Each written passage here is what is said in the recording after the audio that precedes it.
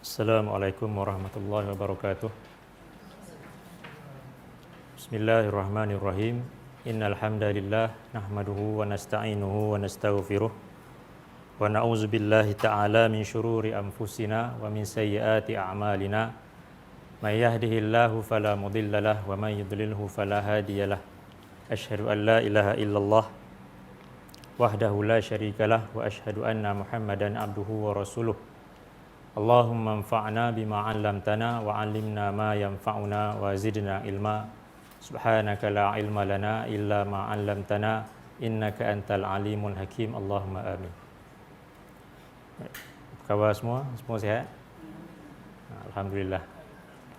Kita ucapkan syukur kepada Allah Subhanahu wa taala dengan izinnya dan juga dengan rahmatnya dapat kita semua bertemu lagi di sini pada pagi ini setelah agak lama kelas kita terhenti, iaitu secara fizikal ini, walaupun ada kelas-kelas secara online, tapi ini adalah kelas yang pertama, kelas tadabbur yang pertama yang dapat kita adakan secara fizikal ini.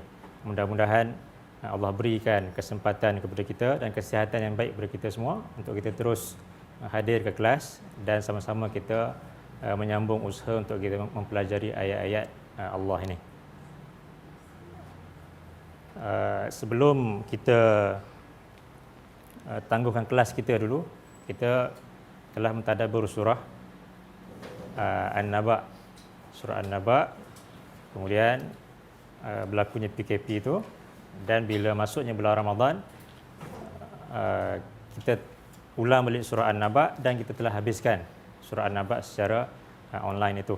Jadi bagi siapa yang masih belum lagi melihat tadabbur surah An-Naba, jadi boleh lihat di YouTube lah. Kalau siapa yang tak ada link tu boleh dapatkan daripada Puan Syikir nanti, insya-Allah. Jadi untuk hari ini kita akan sambung dengan surah yang kedua daripada juzuk amma ini, iaitu surah An-Nazi'at. Kita buka surah An-Nazi'at.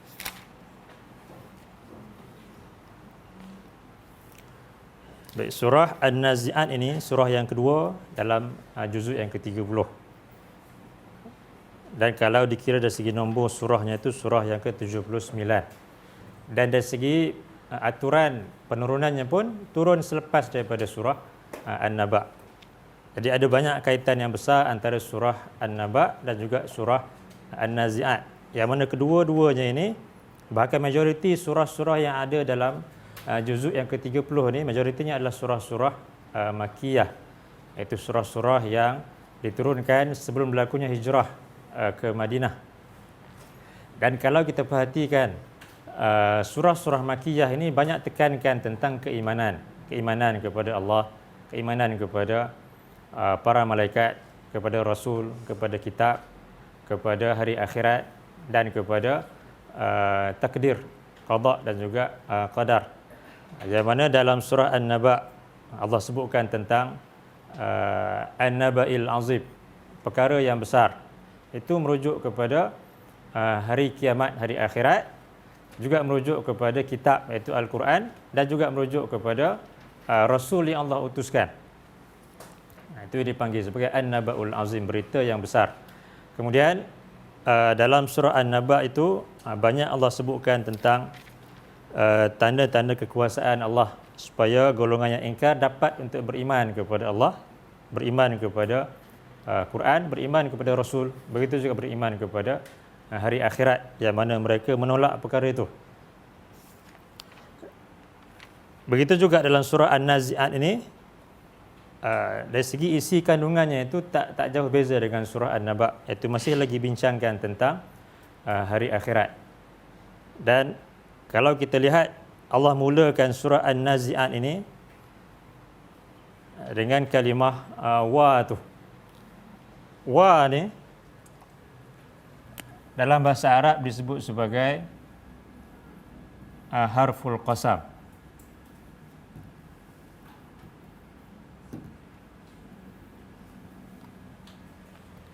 Harful qasam iaitu qasam ni maknanya sumpah, huruf sumpah. Dia ada beberapa, antaranya wa, bi, ta, ini dipanggil huruf-huruf sumpah. Dan tujuan penggunaan huruf-huruf sumpah ini adalah Allah hendak menekankan tentang perkara yang besar yang Allah sampaikan kepada kita. Dan kalau mengikut keadaan bangsa Arab itu, mereka ni bila bercakap memang banyak menggunakan sumpah-sumpah. Mungkin kalau kita ni agak berbeza, kita jarang gunakan sumpah. Melainkan kalau benar-benar kita nak tekankan suatu perkara, baru kita gunakan sumpah. Tapi bangsa Arab ni, sumpah ni menjadi suatu kebiasaan dalam percakapan mereka. Dia cakap-cakap sikit pun, wallahi, kemudian bi abi anta wa ummi contohnya. Itu banyak kita boleh jumpa dalam hadis-hadis Nabi pun banyak. Sebab itu kebiasaan bagi bangsa mereka. Jadi bila turunnya Quran dalam bahasa Arab, jadi Allah gunakan cara yang sama seperti mana yang mereka gunakan supaya mudah mereka ni faham. Jadi bagi kita yang bukan bangsa Arab ni, kita kena belajarlah bahasa Arab, baru kita boleh faham Quran itu seperti mana dalam bahasa yang asal, iaitu bahasa Arab itu. Ada sebab itu kewajipan kita belajar bahasa Arab. Bukan kita boleh faham Quran melalui terjemahan tu, tapi tak sama. Kalau kita baca terjemahan Quran dalam bahasa Melayu atau bahasa Inggeris itu, tak sama seperti mana kita mempelajari bahasa Arab. Kerana terjemahan yang ditulis di sini, dia menggambarkan makna yang umum. Yang kadang-kadang satu kalimah itu, dia banyak makna. Tapi terjemahan, dia terhad kepada makna yang mudah untuk kita fahamlah. Tapi kalau kita belajar bahasa Arab yang asal itu, tentang makna kalimah, contohnya an-nazi'at, an-nasyitat itu, kita akan lebih faham tentang makna ayat-ayat Quran tersebut. Jadi begitu juga contohnya macam penggunaan sumpah dalam Quran. Ini merupakan benda yang biasa bagi bangsa Arab. Cuma bagi kita mungkin agak kurang biasalah sebab kita jarang gunakan sumpah ni, melainkan perkara yang benar-benar penting. Dan dalam Quran juga Allah nyatakan tentang sumpah-sumpah yang diucapkan oleh bangsa Arab itu kadang-kadang tak dikira pun sebagai sumpah, melainkan yang benar-benar diniatkan. Kalau sekadar kata-kata, contohnya wallahi, tanpa niat sumpah, dia tak dikira sebagai sumpah. Sebab itu biasa bagi mereka. Macam dalam ayat ini, bila Allah mulakan dengan wa itu, Allah nak tekankan tentang perkara yang besar, iaitu kalimah an-nazi'at. Kalau kita terjemahkan wa itu demi, an-nazi'ati adalah malaikat-malaikat yang mencabut nyawa dengan keras, iaitu an-nazi'at. Malaikat-malaikat yang mencabut nyawa dengan keras. Gharqan, gharqan ni dia, kalau makna asal dia tu mendalam ataupun tenggelam.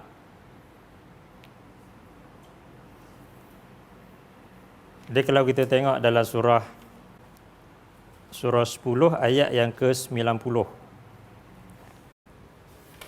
Jadi kalau tengok dalam terjemahan tu, an-nazi'at tadi dia kata yang mencabut. Gharqan tu dengan keras. Tapi sebenarnya yang mencabut dengan keras itu dah ada pada kalimah naza'a tu. Bila naza'a maksudnya mencabut dengan keras. Contohnya macam mencabut pokok daripada tanah dengan akar-akarnya sekali. Itu maknanya nazi'at. Kemudian gharqan ni kalau tengok dalam ayat yang ke-90 ni, di tengah-tengah ayat tu, ini tentang kisah Fir'aun yang Allah tenggelamkan dalam Laut Merah. Hatta iza adrakahul gharaqu qala amantu annahu la ilaha illa allazi amanat bihi banu Israel. Sehinggalah apabila Fir'aun itu hampir-hampir tenggelam. Itu kalimah al-gharaq tu. Jadi apa? Kalau tengok dalam terjemahan tadi, gharaq tu maknanya dengan keras. Kalau tengok dalam Quran di sinilah. Mungkin di depan tu pun lebih kurang sama juga. Kebanyakannya menyebutkan dengan keras. Sedangkan makna dengan keras itu dah ada pada kalimah nazi'at tu. Gharaq tu lebih kepada mendalam, ke dasarnya. Lebih kurang macam itulah. Itu makna gharaq. Di sini tenggelam. Jadi wan nazi'ati gharqa, demi para malaikat yang mencabut nyawa dengan keras. Yang mencabutnya itu dalam keadaan sampai ke dasar ruh itu. Seperti mana seorang yang mencabut pokok dengan akarnya itu, begitulah. Bahkan lebih teruk lagi bagaimana para malaikat ini, mereka mencabut nyawa golongan yang ingkar kepada Allah. Wa itu disebut sebagai harfu qasam.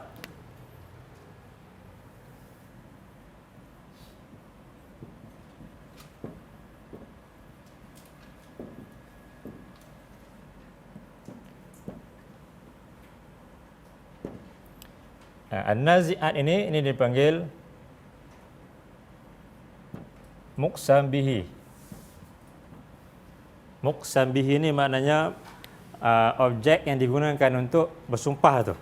Jadi bila Allah kata demi para malaikat yang mencabut nyawa dengan keras. Kalau dalam surah-surah yang lain contohnya wal asri, demi waktu asar, ataupun demi masa, ataupun demi umur manusia. Wadduha. Jadi ini semua al-asr, ad-duha itu dipanggil muqsam bihi. Muqsam bihi ini juga ada sebab bila Allah sebutkan dalam Quran itu maknanya benda-benda atau perkara-perkara yang besar, yang penting, yang hebat, yang agung.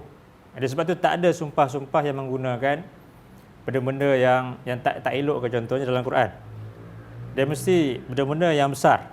Demi masa, demi matahari, demi waktu fajar, demi waktu duha. Bahkan masa tu kalau kita tengok daripada waktu fajar, waktu duha, kemudian waktu siang, waktu malam, waktu asar, semua tu ada Allah gunakan dalam Quran. Itu menunjukkan kepentingan masa kepada manusia ni. Dan begitu juga dalam ayat ini Allah nyatakan wan nazi'at, para malaikat. Kerana para malaikat itu merupakan keimanan kepada para malaikat merupakan suatu yang wajib untuk ada pada diri setiap orang yang beriman. Kerana dia termasuk dalam rukun iman. Iman kepada Allah, kepada para malaikat. Siapa yang tak beriman kepada para malaikat tak boleh dikira sebagai seorang yang beriman, yang mukmin.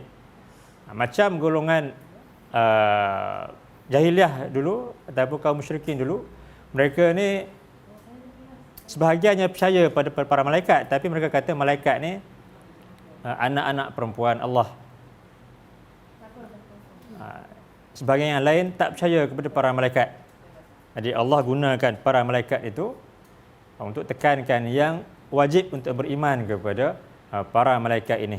Siapa yang menolak untuk beriman kepada para malaikat, maka dia tak layak digelar sebagai orang-orang yang beriman. Walaupun dia kata dia beriman kepada Allah, beriman kepada yang lain, tapi bila tak beriman kepada para malaikat, keimanan itu ditolak.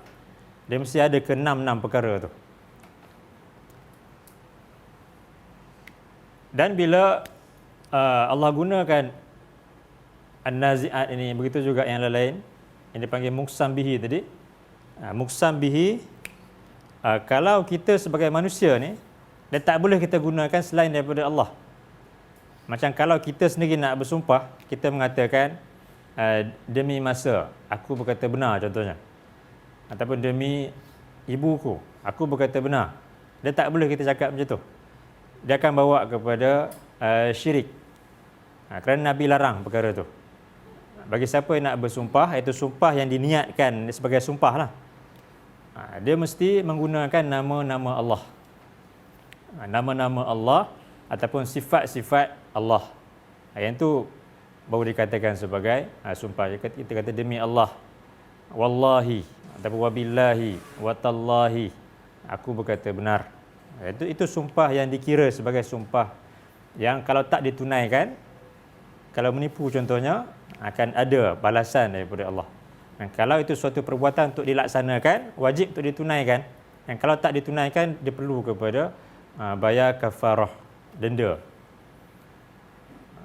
Jadi bagi manusia ni, bila nak bersumpah, mesti menggunakan Allah, demi Allah ataupun demi Tuhan yang Maha Pemurah. Macam Nabi sumpah, Nabi nyatakan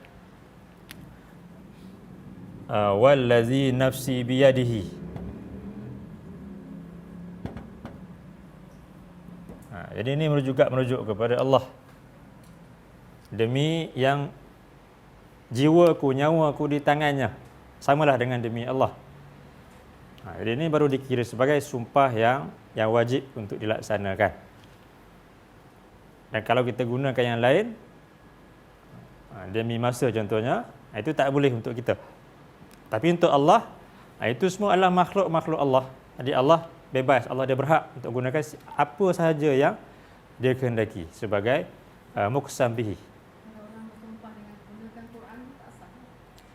Dia Quran tu sebab dia ayat-ayat Allah. Jadi dikira sebahagian besar ulama kata boleh menggunakan Quran sebab Quran tu merujuk balik kepada Allah. Tapi kalau buku lain tak boleh lah.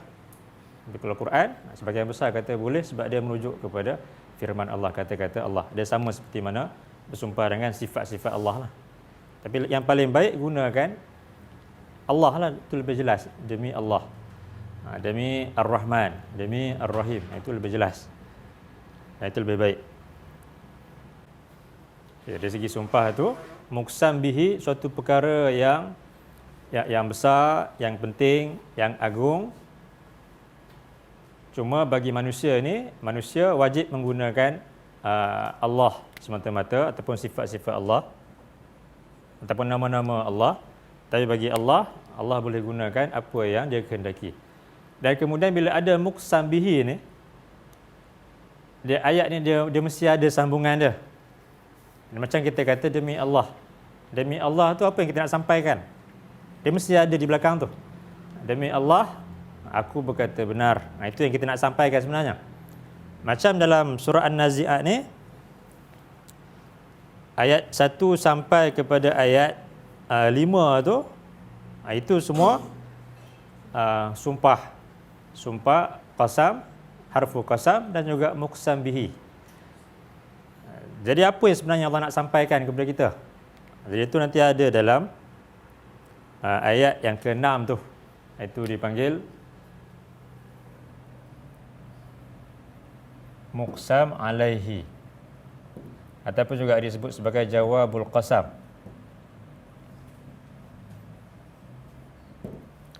Muqsam alaih ataupun jawabul qasam, ini sebenarnya perkara yang nak Allah sampaikan kepada kita. Dia bukan sekadar itu je. Walaupun sumpah tu mungkin banyak, tapi sebenarnya dari segi makna ayat tu dia masih belum lengkap kalau tanpa muqsam alaih ataupun jawabul qasam itu. Walaupun dari segi nahunya dia dah ada dia punya harfu qasam, muqsam bihi, warqani, dia panggil maf'ul mutlaq. Dari segi lengkap dari segi bahasa lah, tapi dari segi makna ayat tu masih lagi belum lengkap, dia tergantung. Bila kita dah jumpa dia punya muqsam alaih ataupun jawabul qasam, barulah lengkap mana yang nak disampaikan kepada kita. Jadi ini muqsam alaih dia ni ataupun jawabul qasam dia pada ayat yang ke-6 bila Allah nyatakan yauma tarjufur rajifah. Pada hari ditiupkan tiupan yang pertama sangkakala itu. Ini maknanya merujuk balik kepada hari kiamat. Seperti mana yang ada dalam surah An-Naba tentang hari kiamat, begitu juga dalam surah An-Nazi'at ini juga tentang hari kiamat. Cuma di awal surah itu Allah bersumpah dengan para malaikatnya yang termasuk dalam rukun iman, iaitu rukun iman yang kedua yang wajib untuk diimani oleh setiap orang-orang yang beriman. Seterusnya ayat yang kedua tu wa sama juga, kita boleh kata harfu qasam ataupun boleh juga kita katakan sebagai harfu ataf, yang mana dia bila harfu ataf itu dari segi makna sama balik dengan yang sebelumnya, iaitu dari segi maknanya juga adalah harfu qasam. An-nasyitat. An-nasyitat ini pula, kalau an-nazi' itu maknanya yang mencabut dengan keras, para malaikat yang mencabut nyawa dengan keras. An-nasyitat ni para malaikat yang mencabut nyawa dengan lembut, dengan baik. Juga merujuk kepada para malaikat. Ini khusus untuk orang-orang yang beriman. Ayat yang pertama ni, malaikat yang mencabut nyawa golongan yang kafir yang ingkar dengan keras. Yang keduanya merujuk kepada malaikat yang mencabut nyawa golongan yang beriman kepada Allah itu dengan lemah lembut. Walaupun dengan lemah lembut sekalipun masih terasa sakitnya kematian itu. Ketika mana Nabi hendak wafat itu, Aisyah melihat keadaan Nabi sakarat itu, jadi Nabi bersabda benar-benar pada kematian itu terdapat sakitnya sakaratul maut itu. Itu Nabi. Apatah lagi bagi kita orang yang biasa ni. Apatah lagi golongan yang ingkar kepada Allah. Jadi sebab itu Allah sebut perkara ni kerana ni suatu benda yang penting yang patut mereka ambil perhatian tentang bagaimana permulaan kepada hari akhirat itu. Dalam surah An-Naba, surah 78 ayat 38. Yauma yaqumur ruh wal malaikatu saffa. Iaitu pada hari akhirat, hari di mana berdirinya ruh, iaitu malaikat Jibril bersama dengan para malaikat yang lain dalam keadaan berbaris-baris. La yatakallamuna illa man azina lahur rahman wa qala sawaba. Yang mana tidak akan dapat berbicara, berkata-kata pada hari akhirat itu melainkan siapa yang Allah, iaitu Tuhan yang Maha Pemurah Ar-Rahman, yang berikan keizinan kepadanya. Jadi semua makhluk ketika itu terdiam tanpa dapat untuk berkata-kata melainkan siapa yang Allah berikan keizinan kepadanya. Wa qala sawaba, dan kata-kata makhluk tersebut adalah kata-kata yang benar. Dia tak boleh lagi ketika itu untuk menipu, berdolak dalih dan sebagainya. Setiap kata-kata yang diucapkan ketika itu adalah kata-kata yang benar, dan dengan syarat Allah izinkan dulu baru mereka boleh untuk berkata-kata, sama ada para malaikat, jin dan juga manusia. Zalikal yaumul haq, itulah hari yang pasti. Faman syaa'a attakhaza ila rabbih ma'abah, maka siapa yang dia kehendaki hendaklah dia menjadikan jalan kepada Tuhannya itu sebagai tempat kembali. Jadi siapa yang hendak ambil pengajaran daripada surah An-Naba ini, ya Allah ceritakan tentang keadaan hari akhirat itu, yang mana hari yang dipenuhi dengan azab bagi golongan yang ingkar. Maka hendaklah dia ambil jalan kepada Tuhannya dan jadikan itu sebagai jalan kembali supaya mereka dapat selamat daripada azab pada hari itu. Jadi ayat ni di hujung surah An-Naba Allah sebutkan juga tentang para malaikat, tentang hari kiamat dan juga tentang para malaikat. Satu lagi dalam ayat yang ke-40 tu,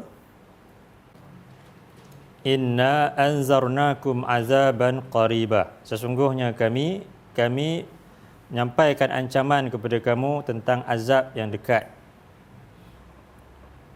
Walaupun kita rasa hari kiamat itu macam hari yang jauh, tapi sebenarnya dia dekat di sisi Allah. Yauma yanzurul mar'u ma qaddamat yadah, iaitu pada hari seseorang itu dia melihat apa yang telah kedua-dua tangannya lakukan. Wa yaqulul kafiru ya laitani kuntu turaba, dan orang-orang yang ingkar ketika itu dia mengatakan alangkah baiknya kalaulah aku ini hanya menjadi tanah. Itu bila mana mereka melihat pada hari akhirat nanti Allah akan hidupkan kembali binatang-binatang untuk diadili. Cuma bezanya binatang-binatang ini mereka tak akan dimasukkan ke dalam syurga ataupun neraka. Tapi untuk tunjukkan keadilan Allah itu, Allah akan bangkitkan ke semua makhluk, termasuklah binatang-binatang itu, sampai Nabi nyatakan dalam satu hadis, Nabi kata Allah akan jatuhkan, Allah akan perlihatkan ketika itu bagaimana seekor kambing yang bertanduk dibalas. Kerana ketika di dunia dulu dia telah menanduk kambing yang tidak mempunyai tanduk. Jadi bila dibalas ketika itu, kemudian Allah akan tukarkan binatang-binatang tadi semuanya menjadi tanah. Dan bila melihat keadaan itu, orang yang kafir mengatakan alangkah baiknya kalaulah aku juga menjadi tanah.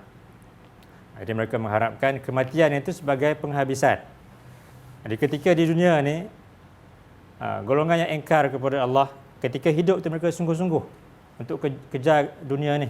Kerana bagi mereka bila mati itu, habislah. Tapi bagi orang-orang yang beriman, dunia ni suatu tempat persinggahan. Yang Nabi kata, dunia ni ibarat seperti seorang penunggang kuda yang berteduh di bawah sepohon pokok. Dia akan pergi meninggalkannya. Jadi bagi orang-orang yang beriman, dunia ni sementara. Dan bila mati itu bukan suatu pengakhiran. Itu satu permulaan untuk menghadapi hari akhirat, kehidupan yang kekal abadi itu. Jadi bagi orang-orang yang dah meninggal dunia, mereka ketika itu dah terhenti segala usaha mereka untuk segala bekalan mereka yang dapat mereka kutip ketika di dunia ni. Kerana bila dah mati, itu suatu permulaan untuk mereka hadapi hari yang kekal abadi, yang mana segala usaha dah terhenti. Ketika itu hanya untuk mereka menerima balik balasan di atas usaha ataupun amalan mereka. Tapi ini suatu permulaan kehidupan yang kekal abadi, bukan suatu penamat. Tapi bagi golongan yang engkar, mereka harap kematian itu suatu penamat.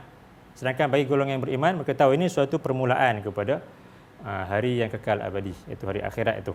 Jadi sebab itu di hujung surah An-Naba Allah nyatakan harapan golongan yang engkar tentang kematian itu menamatkan kesemuanya. Tapi dalam surah An-Nazi'ah ini Allah nyatakan sebenarnya mati itu satu permulaan. Demi malaikat yang mencabut nyawa dengan keras. Mati itu pun dalam keadaan susah payah. Itu baru permulaan. Kemudian diazab pula dalam kubur. Diazab pula dalam neraka. Dan benda itu berpanjangan. Dan cerita tentang kematian itu ada beberapa ayat dalam Quran yang Allah sebutkan tentang keadaan golongan yang ingkar, bagaimana mereka menghadapi kematian itu. Buka surah 8 ayat yang ke-50. Walau tara iz yatawaffal ladzina kafarul malaikah. Dan kalaulah engkau dapat melihat tak kala orang-orang yang ingkar itu diwafatkan, dicabut nyawanya oleh para malaikat. Jadi keadaan ni kita lihat orang yang mati itu kita tak nampak. Tapi Allah kata kalaulah kamu semua dapat nampak perkara itu kamu akan gerun melihatnya. Kita lihat mungkin macam biasa. Tapi sedangkan orang yang mati itu bagaimana dia menghadapi malaikat yang mencabut nyawa itu, kalau dia golongan yang ingkar, betapa kerasnya, betapa mendalamnya kesakitan yang dirasai ketika itu. Bagi orang yang beriman, walaupun keluar dengan mudah tapi tetap juga merasakan kesakitan kematian itu. Tapi kita dari segi zahir ni kita tak nampak. Sebab tu kita rasa biasa. Sedangkan Allah kata, kalaulah engkau dapat melihat golongan yang ingkar ketika diwafatkan oleh para malaikat itu, yadribuna wujuhahum, para malaikat akan memukul-mukul wajah-wajah mereka, wa adbarahum, dan belakang-belakang mereka ataupun punggung-punggung mereka, wa zuqu azabal hariq, dan rasakanlah kamu semua siksaan yang membakar ini. Zalika bima qaddamat aydikum, demikian itu disebabkan apa yang telah tangan-tangan kamu lakukan. Wa anna Allah laisa bizallamin lil abid, dan bahwasanya Allah tidaklah dia zalim terhadap hamba-hambanya. Jadi golongan yang ingkar menerima azab ketika kematian itu disebabkan perbuatan mereka sendiri, bukanlah kerana Allah hendak berlaku zalim kepada mereka. Allah berikan peluang yang besar kepada mereka ini untuk beriman. Dalam surah An-Naba Allah sebutkan tentang berita yang besar yang Allah turunkan kepada mereka, Rasul, Quran, begitu juga hari akhirat, supaya mereka beriman. Tapi mereka yang memilih untuk kekal ingkar. Jadi mereka rasakan apa yang dibuat oleh tangan-tangan mereka. Kemudian satu lagi Allah sebutkan Dalam surah 6 ayat 93. Wa man azlamu mimman iftara 'ala Allahi kadziban. Dan siapakah yang lebih zalim daripada orang-orang yang mereka mengada-adakan terhadap Allah pendustaan. Aw qala uhiya ilayya wa lam yuha ilaihi syai'. Ataupun dia mengatakan telah diwahyukan kepadaku sesuatu sedangkan tidak diwahyukan kepadanya sama sekali. Jadi ini golongan yang ketika Nabi menyampaikan bahawa Nabi dilantik menjadi Rasul, diturunkan wahyu, mereka mengejek-ngejek Nabi. Jadi kalau engkau mendapat wahyu daripada Allah, kami juga boleh kata macam tu. Bahkan kami ini lebih berhak mendapat wahyu. Disebabkan kami ini golongan yang kaya, golongan yang berkuasa. Jadi sebab tu kata para penduduk Mekah, kalaulah ada orang dilantik sebagai Nabi ataupun Rasul, tentulah Allah akan melantik, kalau di kota Mekah ini, Al-Walid bin Al-Mughirah. Kemudian kalaulah di kota Taif itu, tentulah saya tak ingat nama dia, tapi pemimpin Taif lah. Jadi dua orang yang utama pada pandangan mata mereka. Jadi bila Nabi datang nyatakan, aku ni Rasul yang dilantik oleh Allah, diturunkan wahyu, jadi mereka mengejek-ngejek Nabi. Aku tak silap nama dia Abu Mas'ud As-Saqafi, kalau yang di Taif tu. Baik, seterusnya Allah sebut lagi di sini, wa man qala sa'unzilu mithla ma anzalallah, dan orangnya dia berkata, aku akan turunkan seperti mana apa yang Allah telah turunkan. Walau tara iziz zalimun fi ghamaratil maut. Dan alangkah ngerinya kalaulah engkau dapat melihat tak kala orang-orang yang zalim itu. Jadi dalam ayat tadi Allah kata Allah tak akan menzalimi hamba-hambanya. Mereka yang menzalimi diri mereka sendiri dengan engkar ataupun kafir kepada apa yang Allah turunkan. Dan zalim juga merujuk kepada orang-orang yang mensyirikkan Allah. Itu juga sebahagian daripada makna zalim. Orang-orang yang mensyirikkan Allah, orang-orang yang engkar, tak nak untuk taat kepada apa yang Allah turunkan, itu sebahagian daripada makna zalim. Itu orang-orang yang menzalimi diri mereka sendiri. Fi ghamaratil maut, ketika mereka dalam kesengsaraan menghadapi kematian. Wal malaikatu basitu aydihim, dan para malaikat mereka memukul-mukul tangan-tangan golongan yang engkar itu. Akhriju anfusakum, jadi kata para malaikat, keluarkanlah nyawa kamu sendiri. Jadi kalau kamu nak kematian yang mudah, keluarkan sendiri nyawa kamu, kalaulah kamu mampu untuk buat yang demikian. Tapi golongan yang kafir, yang engkar ini, mereka tak nak ruh mereka itu keluar daripada badan mereka. Jadi sebab tu dalam surah An-Nazi'at tu Allah nyatakan wan nazi'ati gharqa, dan para malaikat mencabut nyawa dengan keras sedalam-dalamnya. Sebab roh tu kalau boleh tak nak keluar daripada badan mereka. Sebab mereka tahu kalau mereka keluar, ini satu permulaan untuk menghadapi azab yang lebih besar, azab dalam kubur dan juga azab di neraka nanti. Mereka tak nak tinggalkan. Jadi sebab tu para malaikat mencabut dengan keras sedalam-dalamnya nyawa daripada badan mereka itu. Al-yawma tujzauna azabal hun bima kuntum taquluna 'ala Allahi ghairal haqq. Pada hari ini kamu akan diberikan balasan dengan azab yang menghinakan disebabkan apa yang kamu katakan 'ala Allah, terhadap Allah, ghairal haqq, yang bukan perkataan yang benar. Wa kuntum an ayatihi tastakbirun, dan adalah kamu terhadap ayat-ayat daripadanya kamu adalah orang-orang yang menyombongkan diri.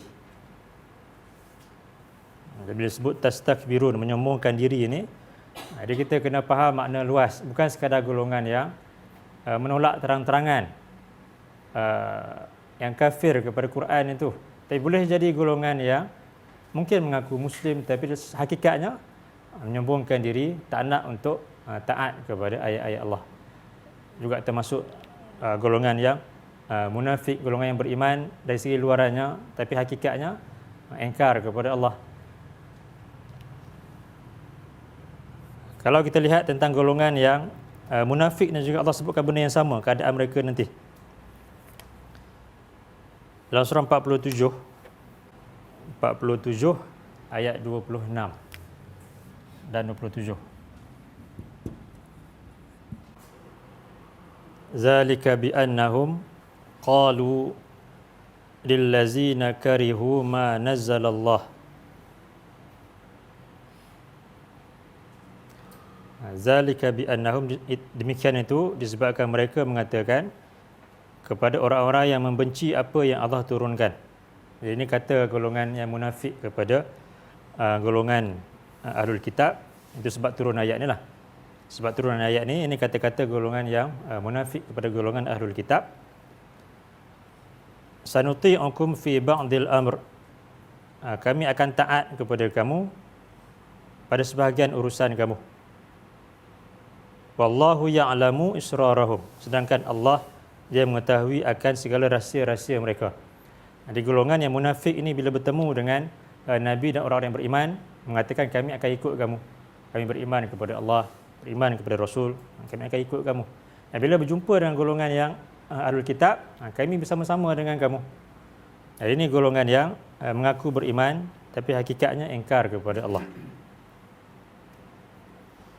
Fa kaifa idza tawaffathumul malaikah yadribuna wujuhahum wa adbarahum. Maka bagaimanakah keadaan mereka nanti apabila para malaikat mencabut nyawa mereka? Yadribuna wujuhahum, dalam keadaan mereka memukul wajah-wajah golongan ini. Wa adbarahum, dan memukul belakang-belakang mereka. Zalika bi annahum ittaba'u ma ashatallah. Demikian itu disebabkan mereka mengikut apa yang dimurkai Allah. Wa karihu ridwanah, dan mereka membenci apa yang Allah redha. Fa ahbata a'malahu, lalu Allah akan menghapuskan segala amalan-amalan mereka. Jadi golongan yang munafik itu golongan yang luarannya mengaku beriman kepada Allah tapi hakikatnya benci kepada apa yang diredai oleh Allah. Bahkan mereka melakukan apa yang dimurkai Allah. Dan ini juga golongan yang sama yang akan mati dalam keadaan penuh susah payah, itu dipukul oleh para malaikat. Baik, seterusnya kita tengok satu hadis. Hadis ini hadis tentang kematian yang diriwayatkan oleh seorang sahabat Nabi, iaitu Al-Barra bin Azib. Itu hadis yang agak panjang yang kita boleh lihat dalam Musnad Imam Ahmad, hadis yang sahih. Tapi hadis ini ceritakan dengan mendalam bagaimana keadaan golongan yang beriman dan golongan yang ingkar ini ketika mereka menghadapi sakaratul maut atau kematian itu.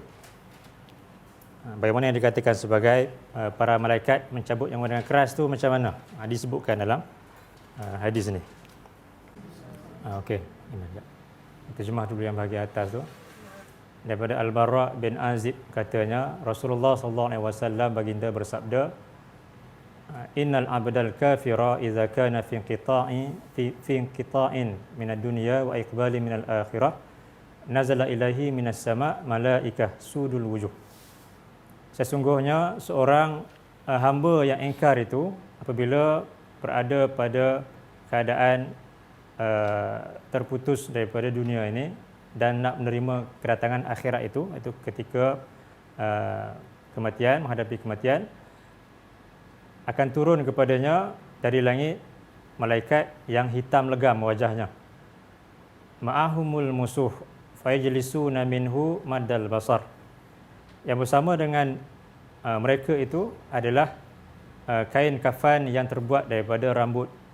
Kain kafan yang hitam legam terbuat daripada rambut. Dan mereka duduk di sisinya. Dan para malaikat itu keadaannya sebesar mata memandang. Summa yaji'u malakul mauti hatta yajlisa inda ra'sih. Kemudian datang pula malaikat maut dan kemudian duduk di sisi kepalanya. Kemudian kata malaikat maut yang duduk di sisi kepala golongan yang ingkar itu, katanya, Ayyatuhan nafsul khabithah, wahai jiwa yang buruk, yang keji, ukhruji ila sakhatin minallah wa ghadab, keluarlah kepada kemurkaan dan kemarahan daripada Allah. Qala fatufarraqu fi jasadih fayantazi'uha kama yuntaza'u safud minas sufil mablul. Kemudian jasad golongan yang ingkar itu akan tersiat-siat, terkoyak-koyak, lalu akan dicabut nyawa daripada jasadnya itu seperti mana dicabutnya pengait. As-safud itu maknanya besi pengait, minas sufil mablul, daripada bulu-bulu kambing yang basah.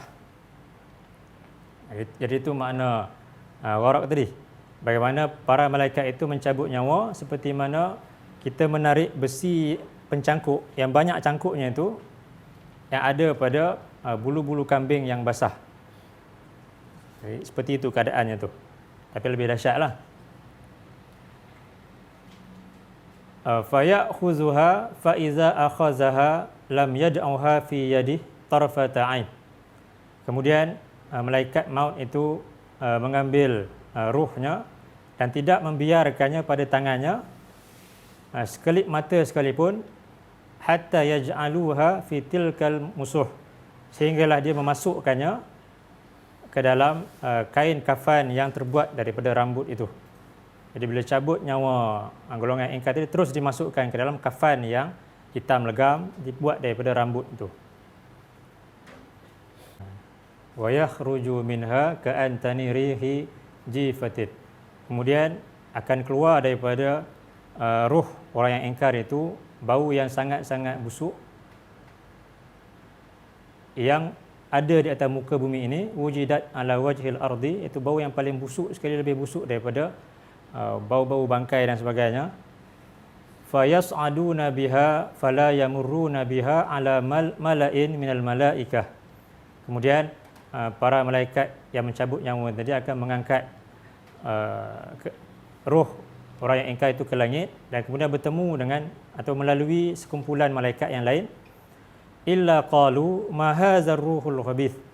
Melainkan kumpulan malaikat yang lain itu akan mengatakan, siapakah roh yang busuk ini, roh yang keji ini? Fayaquluna fulan ibn fulanin bi akbahi asma'ihi allati kana yusamma biha fid dunya. Lalu malaikat yang mencabut nyawa tadi mengatakan, inilah fulan bin fulan, dengan menyebut nama yang paling buruk dia dipanggil ketika di dunia dulu. Nama panggilan yang paling dia tak suka itu yang akan dipanggil ketika para malaikat bertemu dengan roh golongan yang ingkar ini. Hatta yuntaha bihi ila sama'id dunya, sehinggalah bila malaikat dan roh itu sampai ke langit dunia, itu langit yang paling bawah. Fayustaftahu lahu fala yuftahu lah. Mereka akan minta dibukakan langit itu untuk roh itu melaluinya, tapi tak akan dibukakan baginya. Summa qara'a Rasulullah sallallahu alaihi wasallam. Kemudian Rasulullah sallallahu alaihi wasallam membaca ayat ini, la tufattahu lahum abwabus sama'. Tak akan dibukakan bagi mereka pintu-pintu langit, iaitu kepada roh golongan yang ingkar itu. Wala yadkhulunal jannah hatta yalijal jamalu fi samil khiyat. Dan mereka tak akan dapat masuk ke dalam syurga sehinggalah unta boleh masuk ke dalam lubang jarum.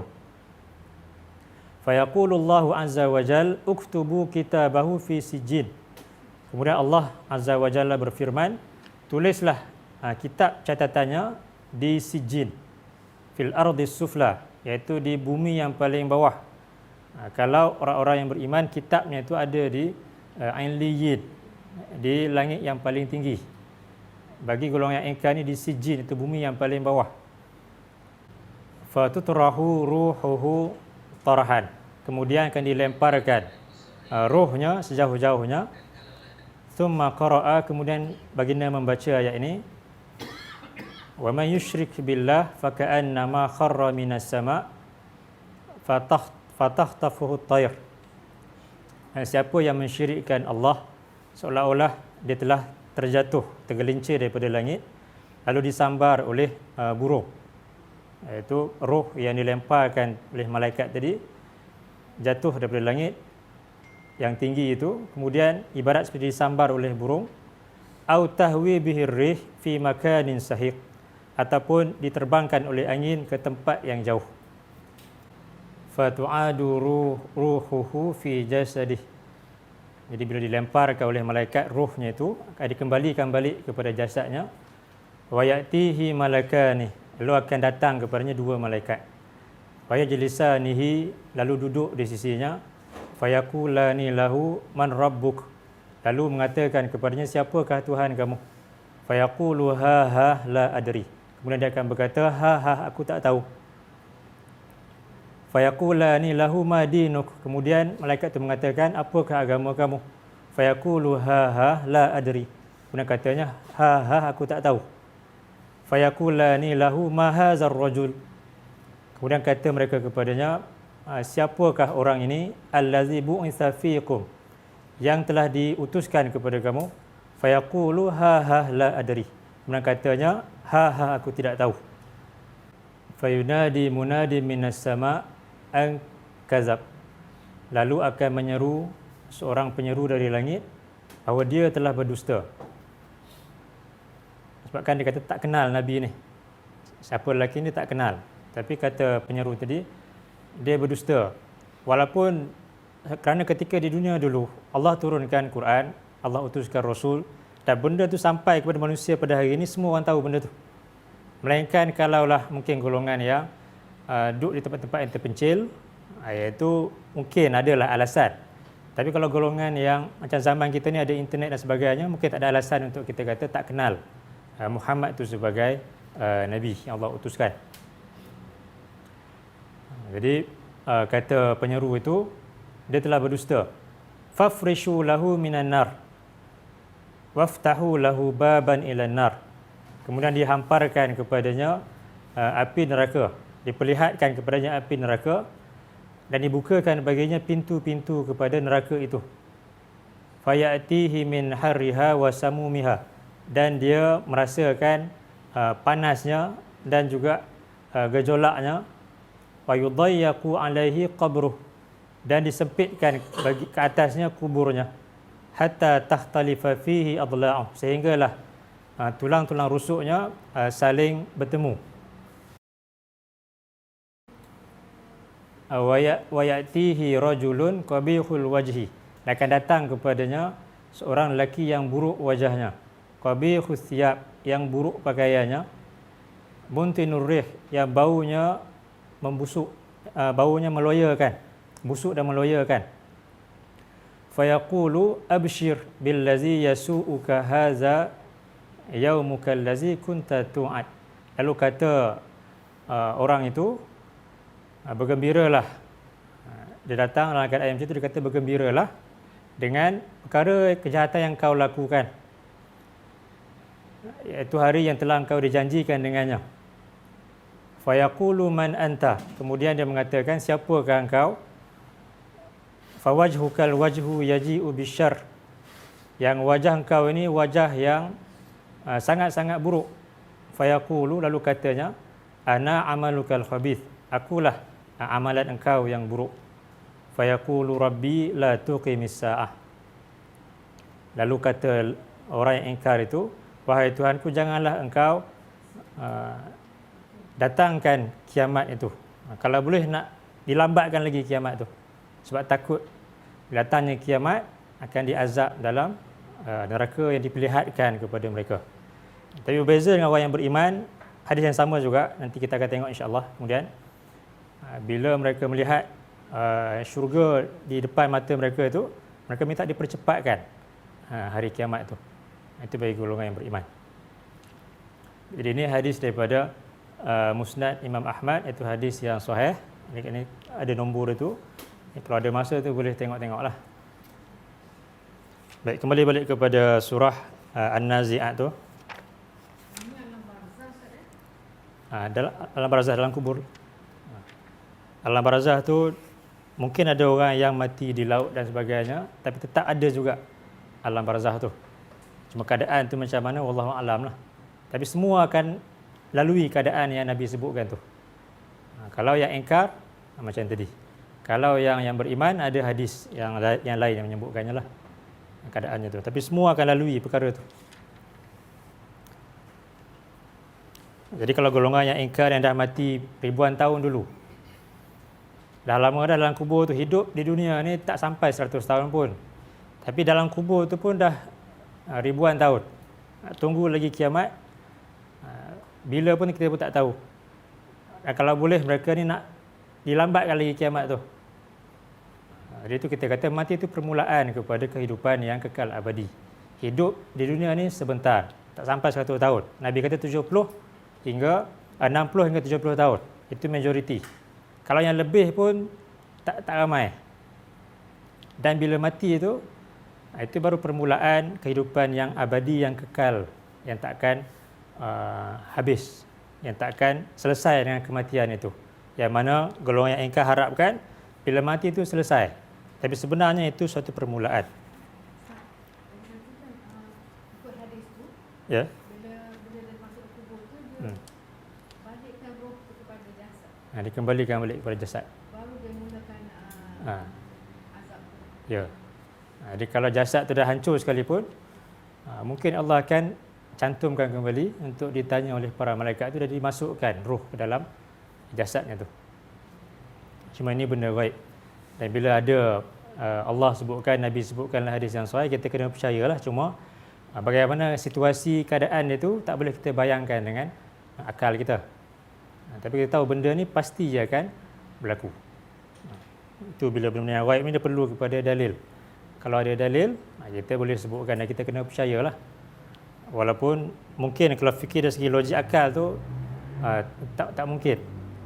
Dekat ada hadis yang mana seorang yang ingkar, bila dia mati dia wasiatkan supaya mayat itu dibakar, dibuang dalam laut. Dia harapkan supaya bila dibuat macam tu, dia tak akan disoal dalam kubur nanti.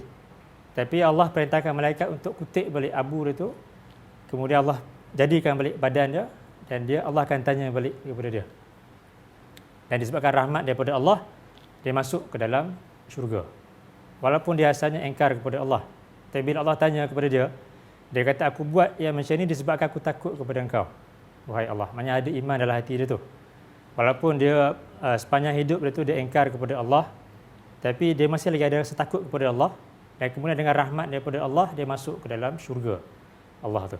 Itu kita kata penyebab masuk ke dalam syurga tu yang paling besar sekali adalah rahmat dan pengampunan daripada Allah. Amalan tu itu memang kena dilakukan, tapi yang paling besar rahmat dan juga pengampunan daripada Allah. Baik. Jadi hari ini kita dah lihat dua ayat, iaitu wan nazi'ati gharqa wan nasyitati nashta. Itu demi para malaikat yang mencabut nyawa dengan keras sedalam-dalamnya. Wan nasyitati nashta, demi para malaikat yang mencabut nyawa dengan lembut, selembut-lembutnya. Baik, jadi insya-Allah kita akan sambung lagi dalam kelas yang seterusnya. Dan kelas kita ni kita akan mula pukul 9 pagi dengan hafazan ayat-ayat surah An-Nazi'at ni, dan kita akan mulakan tadabbur tu selepas daripada itu, mungkin dalam 9.20, 9.30, bergantung kepada berapa banyak ayat yang dah kita hafaz lah. Macam hari ni baru 2 ayat, jadi kita mula awal sikit 9.10 tadi. Kalau mungkin bila dah banyak ayat nanti mungkin lewat sikit lah tadabbur tu, tapi hafazan kita mula pada pukul 9 insya-Allah. Baik, jadi sekat itu dulu untuk pagi ini. Aqulu qawli hadza wa astaghfirullahal azim li wa lakum. Allahumma ij'al hadza jam'ana jam'an marhuma wa tafarruqana min ba'dihi tafarruqan ma'suma. Subhanakallahumma wa bihamdika asyhadu an la ilaha illa anta astaghfiruka wa atubu ilaik. Wa sallallahu ala nabiyyina Muhammad wa ala alihi wa sahbihi wa sallam. Alhamdulillahirabbil alamin. Allahumma amin.